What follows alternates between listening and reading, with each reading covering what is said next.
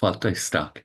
You're very welcome to Suantraí Íosa, where we're looking at the readings for tomorrow evening at 9 o'clock, the Easter Vigil. When we gather, you can see the stars as we come to the church to gather to light the Easter fire and to bless the Easter candle and to pass the light of Christ to one another and to listen to God's word that tells us of how through the sacrament of baptism, first of all, God created the world, and then how God rescued the people through the adventure of the Exodus when they passed through the waters into slavery, which is an image of the sacrament of baptism, and how we have become one with the crucified and risen Lord Jesus.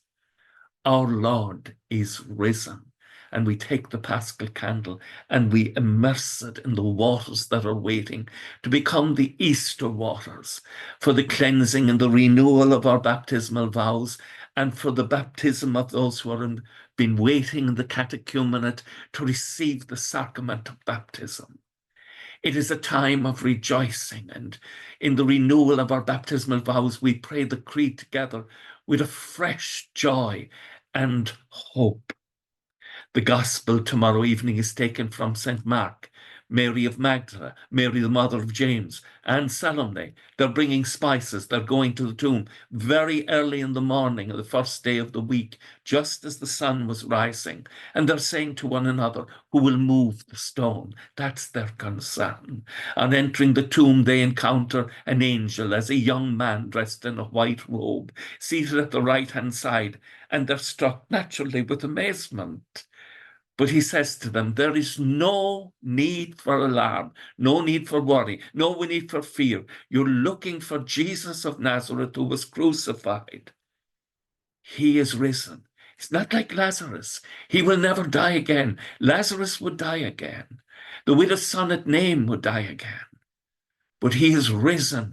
He shares in this eternal life of God, and he invites us to the sacrament of baptism to come to share in it too. He is risen, he's not here. Tell his disciples and tell Peter about it. What a wonderful gospel.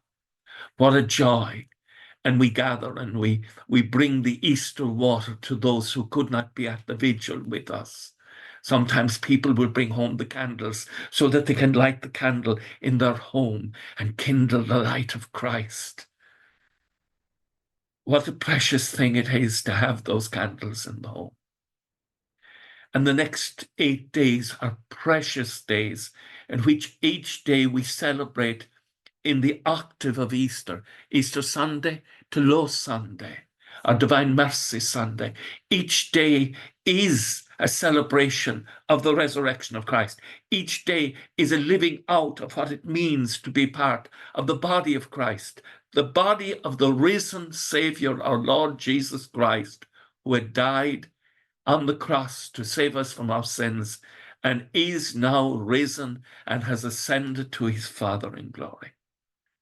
And where he is now, our hope, by his grace, by his mercy, we too will join in, and we commend our dead to his loving mercy. With thoughts such as these, let us go to our beds and let us pray that when we awaken in the morning, Holy Saturday, our hearts will be filled with the wonder and praise of God. Slán go fóill, bye for now, agus go mana díel a cóptach sibh, a hamach agus spirit neamh, amen.